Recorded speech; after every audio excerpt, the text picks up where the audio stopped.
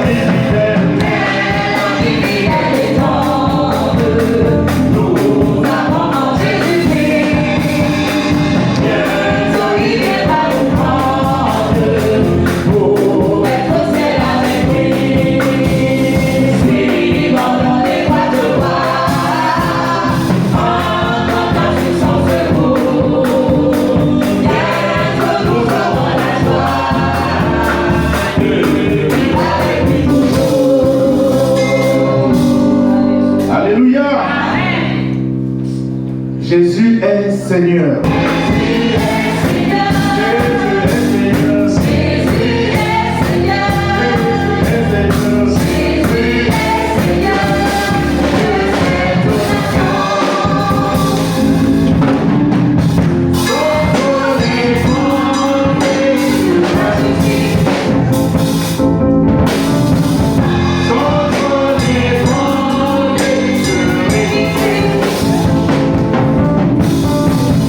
Et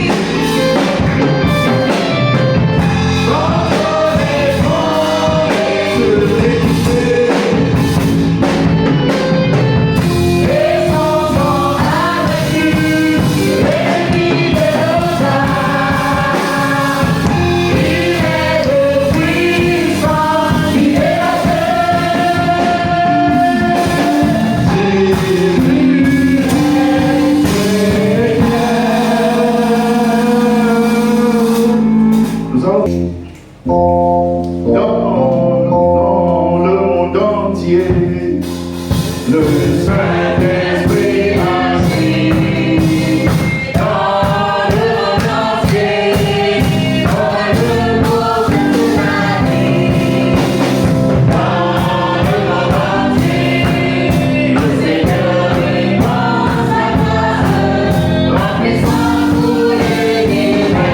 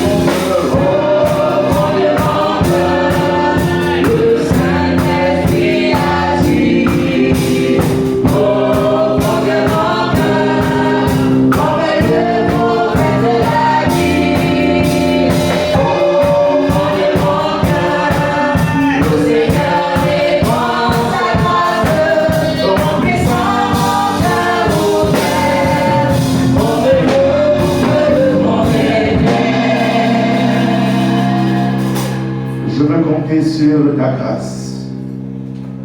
Numéro 129. Lève dans le Dieu.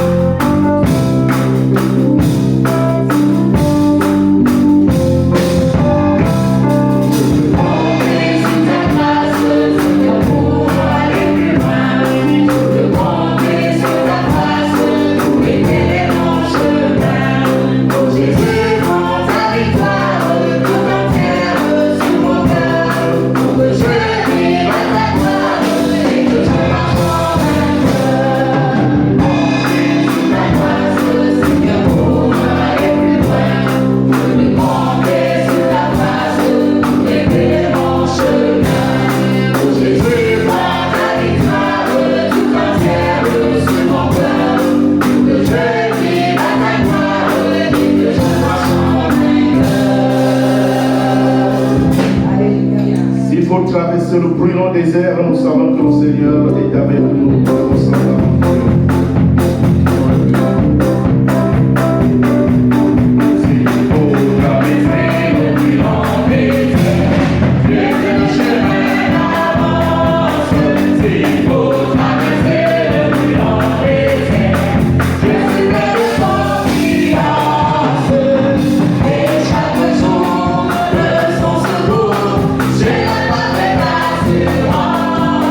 Free.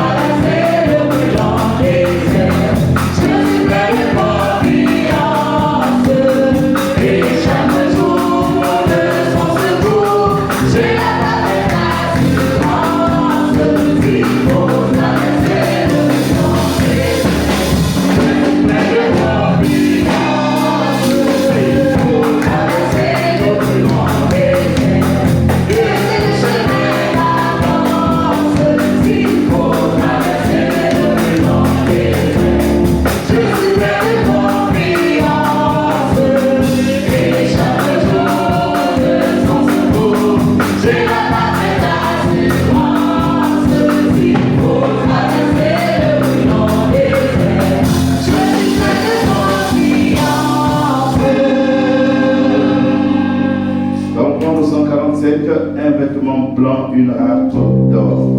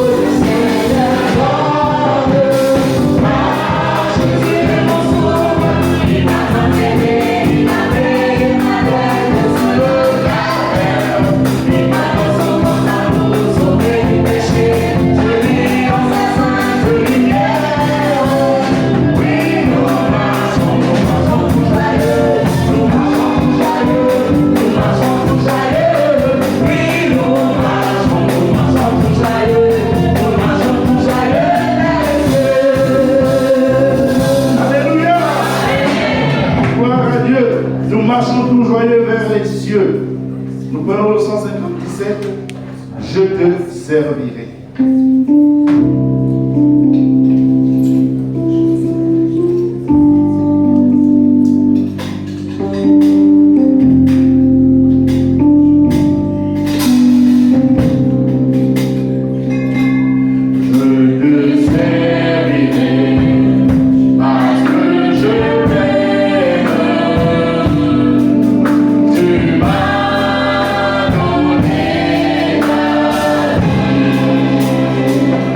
Yeah.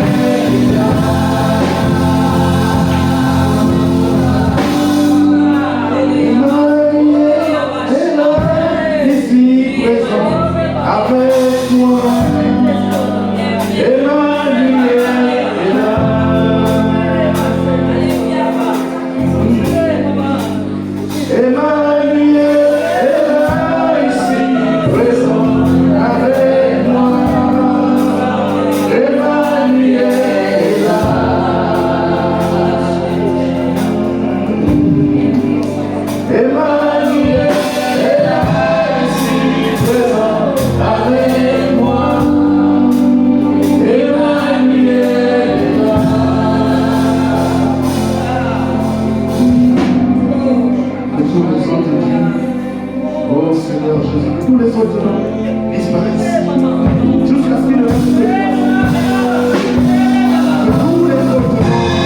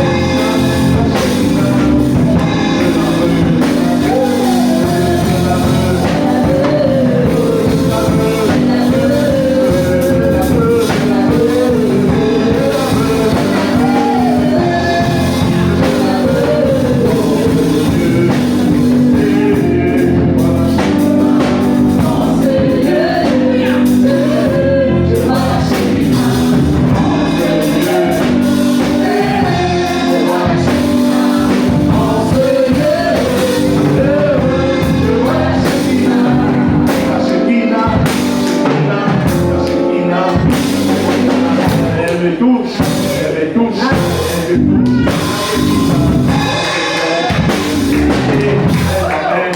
Dans les hauteurs, la Shekinah,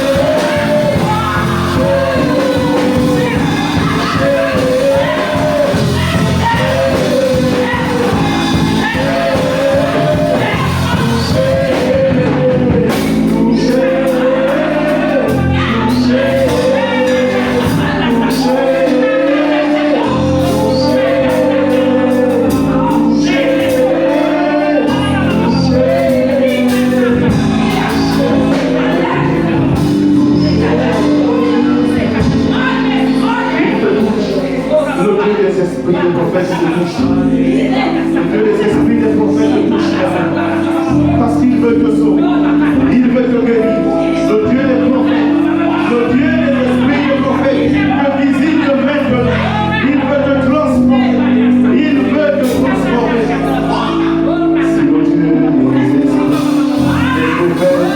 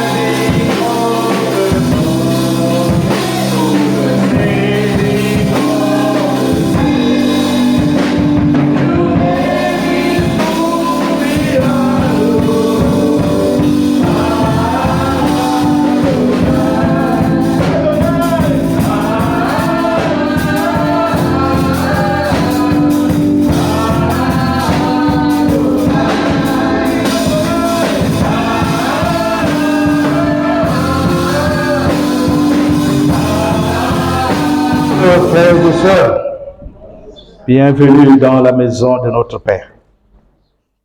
Nous poursuivons ces moments de joie, ces moments d'allégresse avec la parole de Dieu. Et cette parole, nous irons la chercher dans le livre des Actes des Apôtres. Actes des Apôtres au chapitre 10. Actes des Apôtres, chapitre 10, et nous lirons à partir du verset 37 jusqu'au verset 42.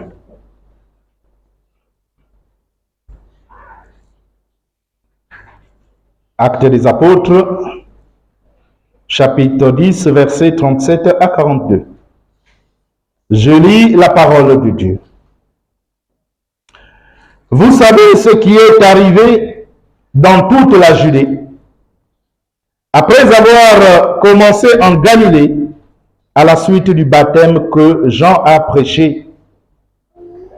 Vous savez comment Dieu a oint du Saint-Esprit et de force Jésus de Nazareth, qui allait de lieu en lieu, faisant du bien et guérissant tous ceux qui étaient sous l'empire du diable, car Dieu était avec lui. Nous sommes témoins de tout ce qu'il a fait dans le pays des Juifs et à Jérusalem. Ils l'ont tué en le pendant au bois. Dieu l'a ressuscité le troisième jour et il a permis qu'il apparût, non à tout le peuple, mais aux témoins choisis d'avance par Dieu, à nous qui avons mangé et bu avec lui après qu'il fut ressuscité des morts. Et Jésus nous a ordonné de prêcher au peuple et d'attester que c'est lui qui a été établi par Dieu, juge des vivants et des morts. Alléluia.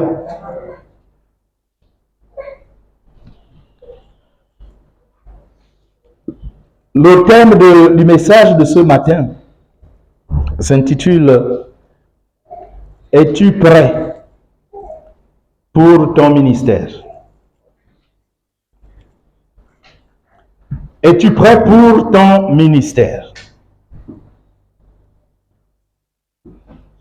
Ce passage que nous venons de lire, c'est le passage dans lequel Pierre, le disciple de Jésus-Christ, avait été envoyé par le Seigneur pour rencontrer une famille de païens.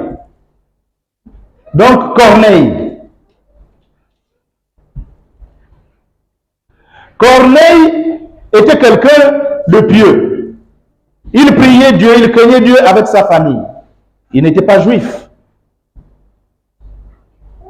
Il était païen. Ceux qui étaient considérés comme les non-juifs.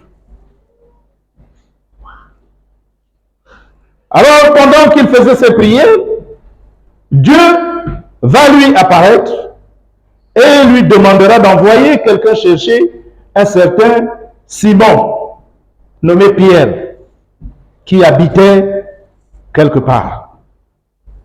Et qu'il fallait que Pierre le retrouve chez lui. Pierre, après plusieurs hésitations, va se décider à aller rencontrer Corneille. Et quand il arrive dans la maison de Corneille, il va commencer à relater cette histoire. Et nous savons que par la suite, ce qui va arriver à Corneille et à toute la famille, c'est que le Saint-Esprit va descendre. Il va descendre. Et il va baptiser toute la famille, tous ceux qui étaient dans la maison de Corneille. Le Saint-Esprit va descendre.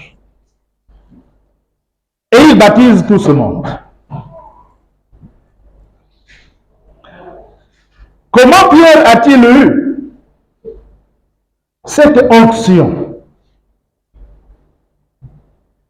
qui a fait en sorte que lorsqu'il parlait seulement à Corneille et à sa famille, le Saint-Esprit est descendu, baptisé toute cette famille-là.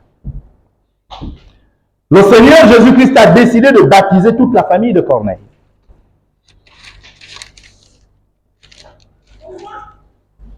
Pierre ne pouvait pas se permettre de prêcher la parole de Dieu avec puissance s'il n'avait pas encore été préparé. Pierre était disciple de Jésus-Christ comme tous les autres. Mais lorsque le Seigneur Jésus va partir, après sa mission sur terre, il va demander à ses disciples de ne pas bouger de Jérusalem. Parce qu'il fallait qu'ils attendent d'abord. Qu'ils attendent l'onction. L'onction qui devait être donnée, la puissance qui devait leur être donnée par le Saint-Esprit qu'il a promis envoyer. Ces disciples ne se sont pas éloignés de Jérusalem. Ils sont restés ensemble. Et ils attendaient ce que le Maître avait promis. Nous savons que Pierre avait renié le Seigneur Jésus-Christ lorsque ce dernier avait été arrêté et qu'il était traîné pour être crucifié. Pierre a nié connaître le Seigneur Jésus-Christ. Il a nié être avec lui. Mais là, il n'était que Pierre, l'homme naturel. Malgré le fait qu'il était avec Christ, malgré le fait qu'il marchait avec Jésus, mais il était encore tout à fait naturel. Il ne pouvait absolument rien faire d'autre. Le cœur n'était pas encore transformé. Il avait encore cette crainte, cette peur. Il ne pouvait pas se présenter et dire qu'il connaissait le Seigneur Jésus-Christ au risque de se voir aussi arrêté. Donc il a menti qu'il ne connaissait pas Jésus. Mais nous savons tous qu'il avait un cœur et il s'est repenti. Il a regretté amèrement pourquoi il avait renié le Christ. Es-tu prêt pour ton ministère? Lorsque Dieu appelle, lorsque Dieu choisit son peuple, parce qu'il décide de se montrer à ceux qu'il a choisis d'avance. Et lorsqu'il choisit son peuple, ce peuple représente une armée, ce sont des soldats, il les équipe. Pourquoi Dieu équipe-t-il son peuple? Parce que le peuple doit être suffisamment aguerri. Aguerri pour faire face à tout ce qui va se présenter à lui. Avant que Pierre ne reçoive l'onction du Saint-Esprit, il n'était pas encore capable de prêcher avec puissance. Les miracles ne pouvaient pas encore s'opérer. Il fallait attendre. Et Jésus leur avait dit aux disciples, restez à Jérusalem et attendez. Ils ont obéi. Et nous allons prendre le cas du Seigneur Jésus-Christ parce que c'est lui qui nous montre l'exemple. Ce passage que nous venons de lire concerne le Seigneur Jésus-Christ. Lorsque Pierre dit au verset 38,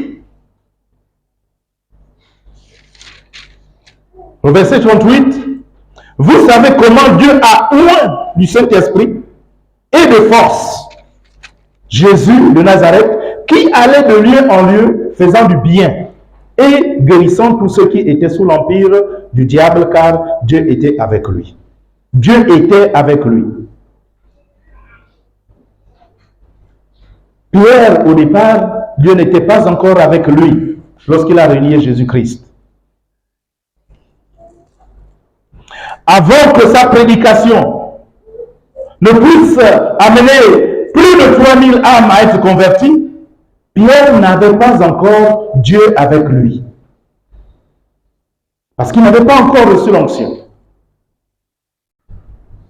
Et le Seigneur Jésus-Christ est venu nous montrer l'exemple. Quel est l'exemple que Christ nous montre?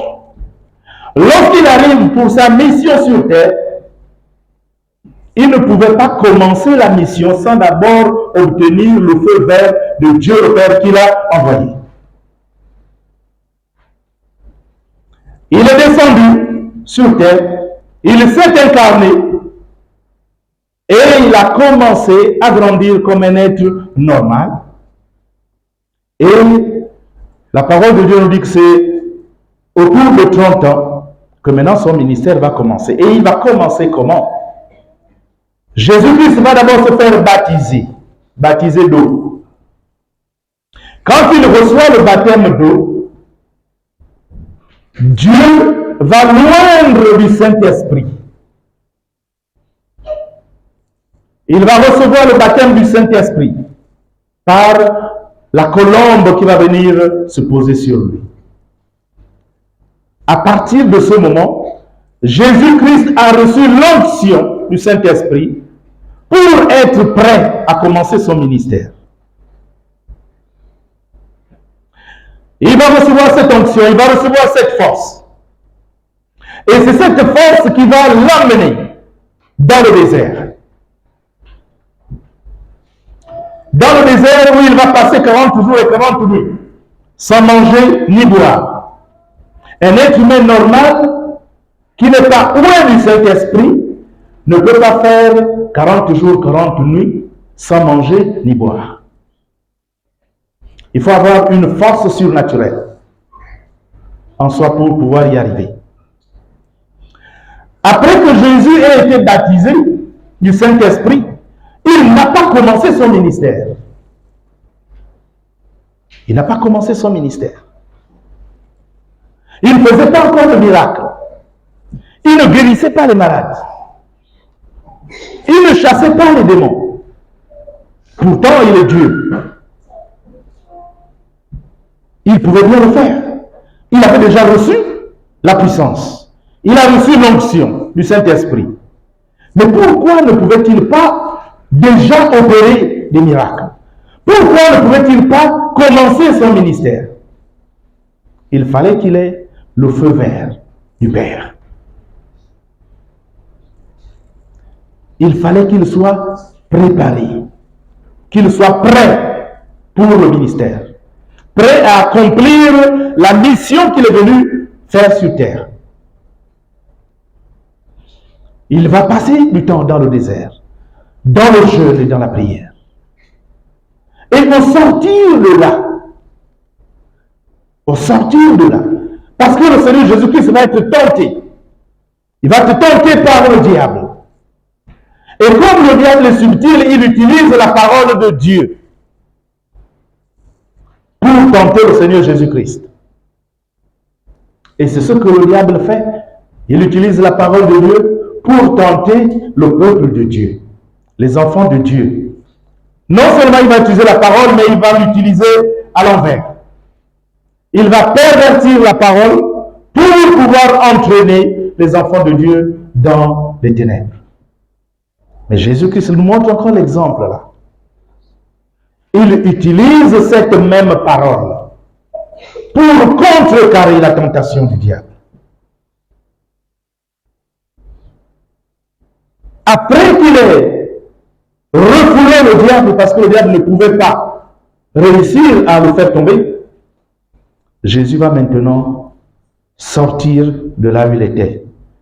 Et quand il sort de là, la parole de Dieu nous dit que Jésus était revêtu de puissance de l'Esprit.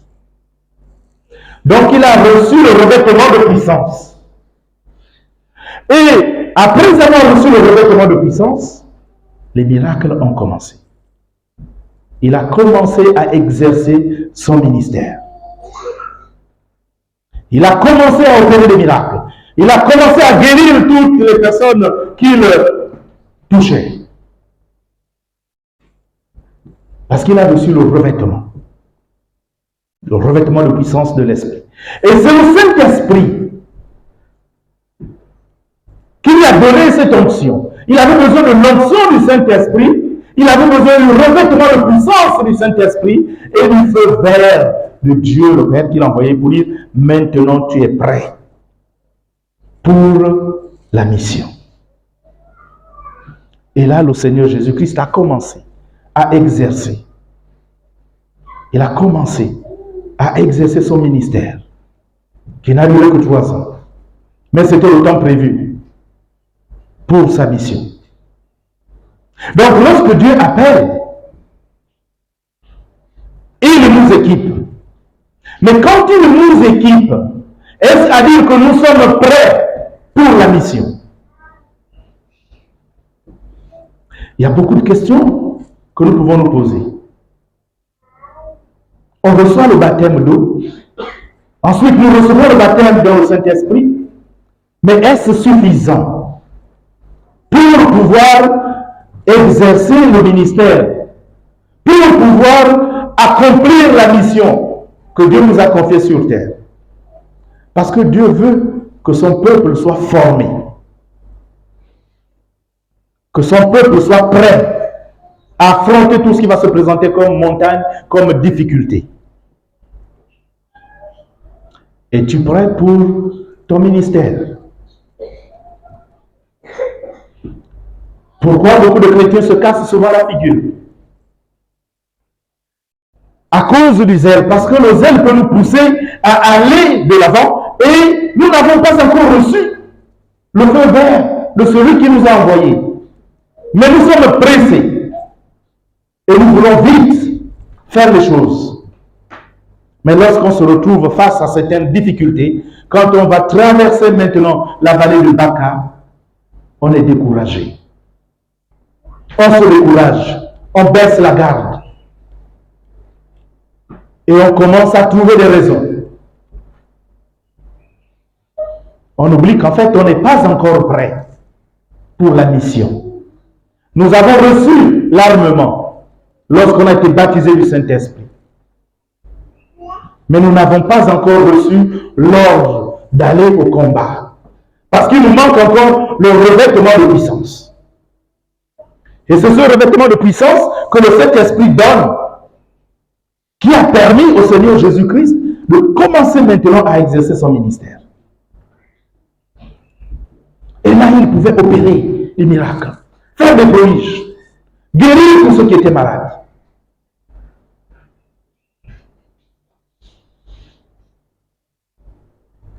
Le Saint-Esprit, quand il vient sur quelqu'un, il amène ce feu qui vient purifier, ce feu qui vient brûler, qui vient consumer tout ce qui va nous empêcher de mener notre marche avec le Seigneur Jésus-Christ. Donc il vient brûler tout ce qui nous retient, tout ce qui peut nous pousser à dire, bon, en tout cas, je suis dans la maison du Seigneur et cela me suffit. J'ai accepté Christ comme Seigneur et Sauveur personnel. Je suis sauvé, donc je n'ai plus rien d'autre à faire. Mais on oublie que le salut, il faut le préserver. On peut le perdre à tout moment. Mais Dieu ne veut pas que nous soyons oisifs. Il veut que nous soyons non seulement des soldats, des sentinelles, mais que nous soyons des ouvriers actifs qui, en fait, sont des témoins de Jésus-Christ. Nous devons être des témoins de Christ. Et pour être un bon témoin de Christ, nous avons besoin du revêtement de puissance. Et c'est le Saint-Esprit qui revêt de puissance le chrétien. C'est le Saint-Esprit. Il va nous revêtir de puissance. Ce passage nous montre bien, Jésus, revêtu de puissance de l'Esprit, retourna en Galilée et sa renommée se répandit dans tout le pays d'alentour. C'est revêtu de puissance qu'il est reparti en Galilée et que sa renommée a commencé à se répandre dans tout le pays.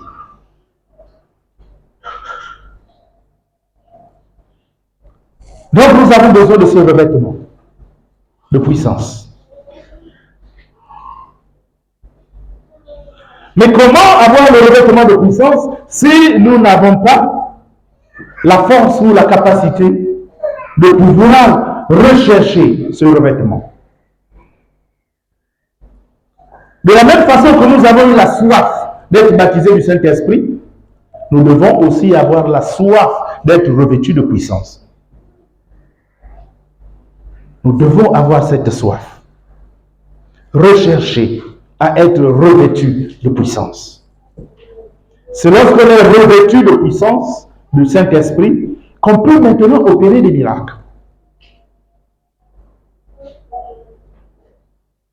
C'est vrai, on dit souvent, lorsqu'on utilise ce passage, voici les miracles qui accompagneront ceux qui auront cru.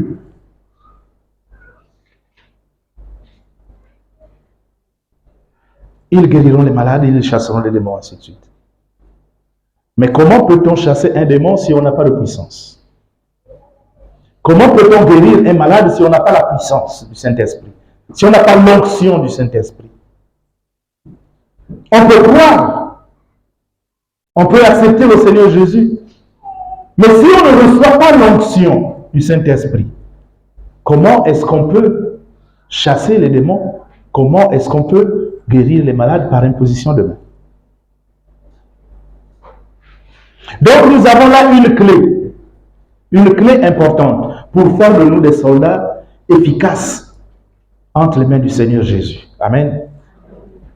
C'est une clé, le revêtement de puissance.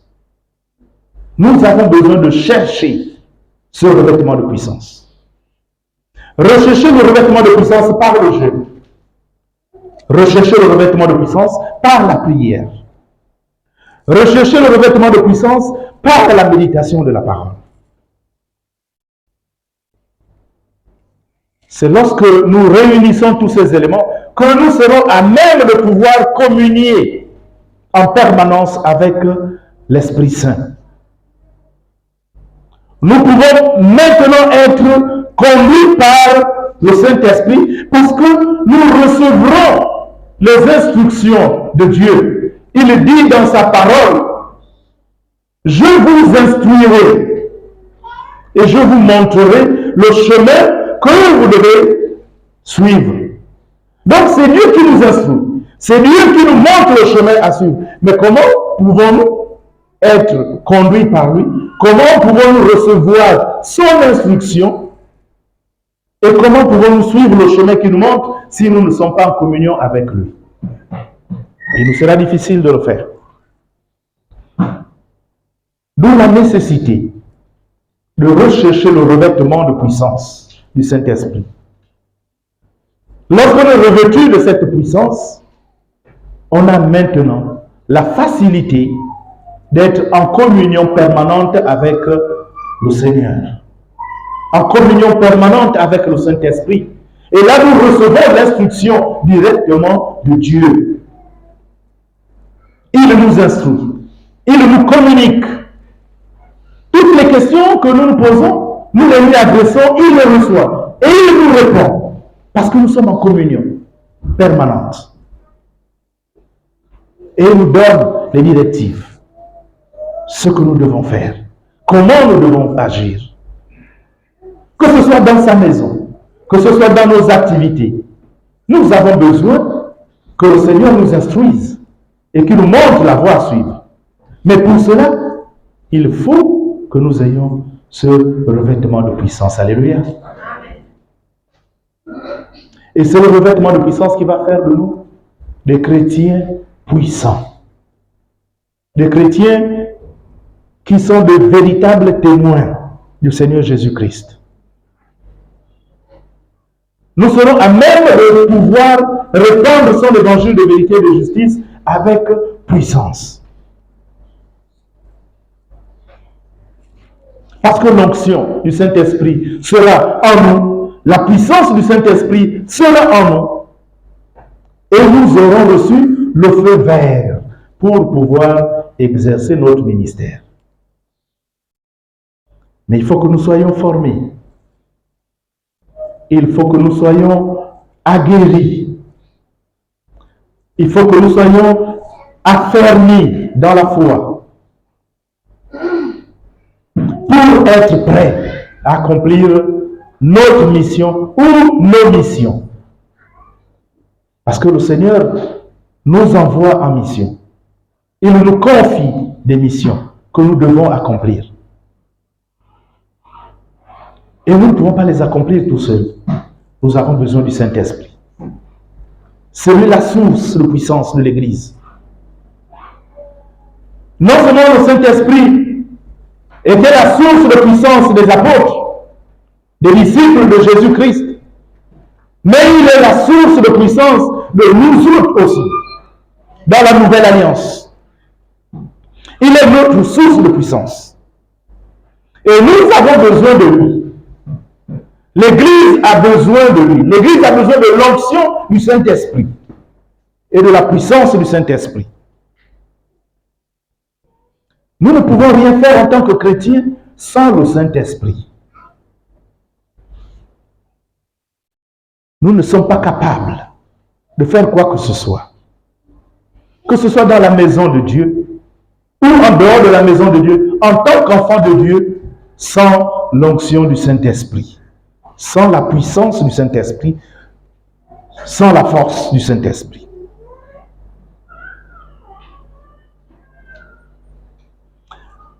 Jésus-Christ est notre modèle. Il nous a montré l'exemple à suivre. Nous devons de suivre cet exemple. Marcher comme il a marché. Faire ce qu'il a fait.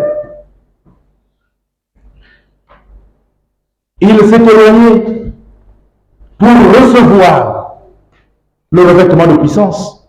Il a prié, il a jeûné, il a été revêtu de puissance. Et là, il a reçu le feu vert de Dieu le Père pour maintenant aller commencer son ministère. Es-tu prêt pour ton ministère? As-tu reçu le feu vert du Seigneur pour ton ministère? As-tu reçu le revêtement de puissance pour commencer ton ministère? Es-tu prêt à affronter les vallées de Baca? Es-tu prêt à affronter les montagnes? Es-tu prêt? Es-tu prêt? Es-tu prêt?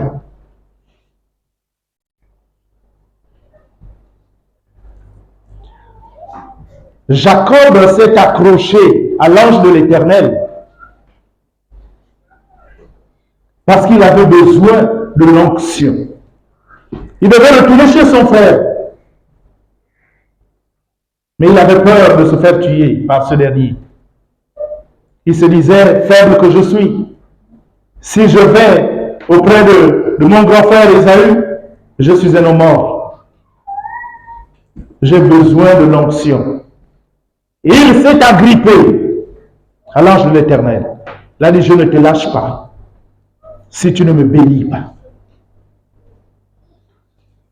Jusqu'à ce qu'il ait été béni et son nom a été transformé en Israël. Il a reçu la force. Il a reçu la puissance. Et lorsqu'il s'est présenté devant son frère l'a embrassé. Il n'a plus voulu le tuer. Son frère était totalement désarmé. Parce que ce n'est plus Jacob qu'il voyait, Jacob qu'il voulait tuer. Mais il voyait maintenant en face de lui Israël. Ce n'était plus Jacob. C'était un autre homme qu'il avait en face de lui. L'onction de Dieu était sur Jacob devenu Israël. Et son frère ne pouvait que le serrer dans ses bras. Le cœur de meurtrier qu'il avait a totalement été transformé. grâce à la puissance que Jacob avait reçue de l'ange de l'Éternel. Nous aussi, nous avons besoin d'obtenir cette puissance. Nous avons besoin de rechercher ce revêtement pour nos vies, pour nos missions que Dieu nous confie et qu'il nous confiera dans l'avenir. Nous avons besoin du revêtement de puissance. Nous avons des parents, des amis, des frères, des sœurs qui sont malades, des enfants dans la maison. Comment pouvons-nous faire pour pouvoir les guérir? Pardon. En tant qu'enfants de Dieu, puisque nous avons reçu le pouvoir de guérir les malades. Si nous n'avons pas l'onction du Saint-Esprit, comment allons-nous les guérir dans la maison? Imaginez un seul instant. Il est 4 heures du matin et une situation comme ça se présente. On ne peut pas sortir de la maison parce qu'il y a un couvre-feu. Et l'enfant est sérieusement malade. Nous avons la capacité de guérir notre enfant dans la maison. Mais nous sommes là en train de trembler. Nous réfléchissons. Nous voulons aller à l'hôpital. Mais il n'est pas possible d'y aller. Mais nous avons cette capacité en nous. Dieu nous a donné le pouvoir. Mais comment faire pour l'utiliser? On a peur, on doute. Parce qu'il nous manque cette onction-là du Saint-Esprit. Il nous manque ce revêtement de puissance qui doit nous donner le courage de dire, toi, maladie, je t'ordonne de quitter le corps de mon enfant. Oust, tu n'as rien à faire ici. Et l'enfant se rétablit. Mais pour qu'on puisse ordonner à la montagne qui est la maladie de quitter le corps de notre enfant, il faut qu'on soit revêtu de puissance. Alléluia.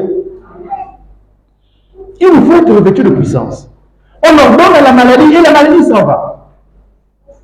Mais si on n'a pas cette onction du Saint-Esprit, comment allons-nous y arriver? Il sera difficile. Il sera difficile. Suivons l'exemple du Maître. Il nous a montré la voie à suivre. Nous voulons devenir des chrétiens efficaces dans nos vies, dans nos lieux de travail, partout où nous nous trouvons. Nous voulons être utilisés par le Seigneur Jésus-Christ, quel que soit le milieu dans lequel nous nous trouvons. Recherchons ce revêtement de puissance. Ne nous asseyons pas sur le baptême dans le Saint-Esprit seulement. Oui. Acte 1er 8 nous dit, et vous recevrez une puissance. Le Saint-Esprit survenant sur vous, et vous serez mes témoins. Dans la Judée, à Jérusalem, dans la Samarie, jusqu'aux extrémités de la terre. Oui, on reçoit une puissance. Lorsqu'on reçoit le baptême du Saint-Esprit, on reçoit une onction, on reçoit une force. Mais il nous revient maintenant de nous former, de nous développer, de nous affermir et de rechercher le revêtement de la puissance du Saint-Esprit. Il faut que le Saint-Esprit puisse nous revêtir maintenant de sa puissance. Donc, obtenir la plénitude de l'Esprit pour être de véritables témoins. Et ce n'est que à ce moment précis que nous pourrons être efficaces dans la maison de Dieu, que nous serons efficaces partout où nous nous trouverons, que nous serons efficaces dans nos différents ministères. C'est à ce moment que nous serons prêts à exercer notre ministère avec puissance. Parce que nous serons préparés, nous serons formés, nous serons aguerris.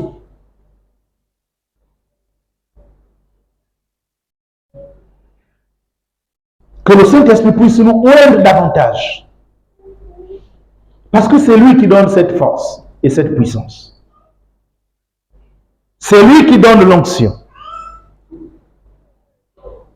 Nous devons nous tourner vers le Saint-Esprit et demander qu'il puisse nous remplir davantage, et qu'il puisse nous revêtir de cette puissance qui vient de lui et de lui seul. Le Seigneur Jésus-Christ nous a montré qu'il avait besoin du Saint-Esprit pour exercer son ministère. Nous ne pouvons pas nous départir du Saint-Esprit. Sans lui, nous ne pouvons pas exercer notre ministère. Et nous devons le rechercher davantage. Rechercher son revêtement de puissance. Alléluia. Amen. Voilà une clé. Une clé qui va faire du chrétien un instrument puissant entre les mains du Seigneur. Une clé qui fera du chrétien un véritable témoin du Seigneur Jésus-Christ.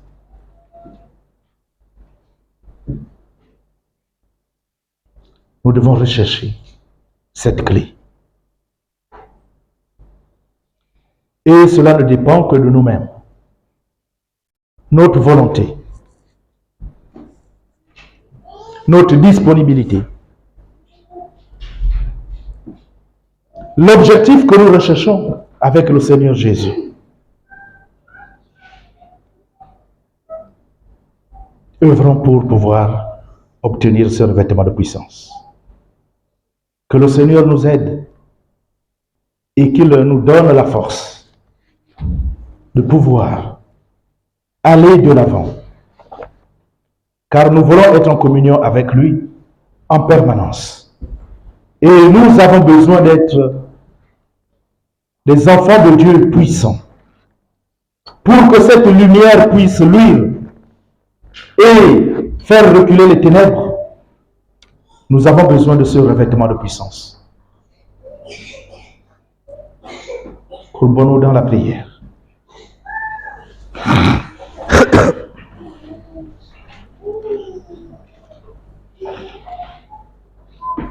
Père éternel, nous te remercions. Nous te remercions, Père, pour ta parole. Tu nous as envoyé le Saint-Esprit afin qu'il puisse nous enseigner sur toutes choses, nous faire découvrir des choses cachées que nous ne connaissons pas. Merci, Père, pour toutes les révélations. Tu veux que nous puissions être des instruments efficaces entre tes mains, des instruments qui font ta volonté. Tu veux nous instruire à chaque instant de notre vie, Père, et tu veux nous conduire sur le chemin que toi seul as tracé pour nous. Et pour cela, tu as besoin que nous puissions rechercher l'onction du Saint-Esprit et que nous puissions rechercher le revêtement de puissance du Saint-Esprit. Père, nous n'avons que toi. Nous savons, Père, que sans toi, nous ne sommes rien. Nous savons, Père, que sans le Saint-Esprit, nous ne sommes rien. Nous venons auprès de toi, Père, te prier, te supplier. Viens nous en aide. Viens en aide à ton Église, Père. Viens en aide à ton peuple. Viens à notre secours. Père, nous avons besoin de ton aide. De nos propres forces, nous ne pouvons pas y arriver. Mais toi seul peux nous aider. Oui, tu peux nous aider à rechercher ce revêtement de puissance. Tu peux nous aider à être une église puissante. Une église qui manifeste ta gloire. Une église dans laquelle des miracles et des prodiges sont opérés par ton Esprit Saint. Une église, Père, qui est le témoin fidèle du Seigneur Jésus-Christ. Père, ton peuple est là. Ton peuple a besoin de l'onction. L'onction qui vient du Saint-Esprit. Ton peuple, ton Église a besoin d'être plein du Saint-Esprit. Plein de force et de puissance. Ton Église a besoin d'onction, Père. Seigneur Jésus, où est ton Église? Où est ton Église de puissance? Où est ton Église, Seigneur Jésus? Et révèle ton Église de puissance. La puissance du Saint-Esprit. Et que ton Église continue d'aller de l'avant. Que les missions de ton Église, Père, puissent être accomplies. Car c'est avec la puissance du Saint-Esprit que ton Église pourra accomplir ses missions. Et nous avons foi, Père. Nous savons que tu exauces nos prières. Et nous savons, Père, que tu mets tout en œuvre pour que cette Église continue d'être remplie de puissance. Que tes serviteurs et tes servantes soient remplis de l'onction du Saint-Esprit et qu'ils soient revêtus de puissance, de la puissance du Saint-Esprit, afin de pouvoir aller de l'avant, afin de pouvoir exercer les ministères que tu leur as confiés. Oui, Père, toi seul connais ce dont nous avons besoin. Toi seul connais ce dont l'Église a besoin. Que seule ta volonté soit faite dans nos vies. Que seule ta volonté, Père, soit faite dans cette Église. Que seule ta volonté soit faite dans la vie de ton peuple. Sois béni, Père. Sois élevé, sois magnifié. Merci pour toutes les bénédictions que tu ne cesses de déverser sur ton peuple. À toi soit toute la gloire, à toi soit la majesté. Sois exalté au nom puissant de Jésus-Christ de Nazareth. Amen.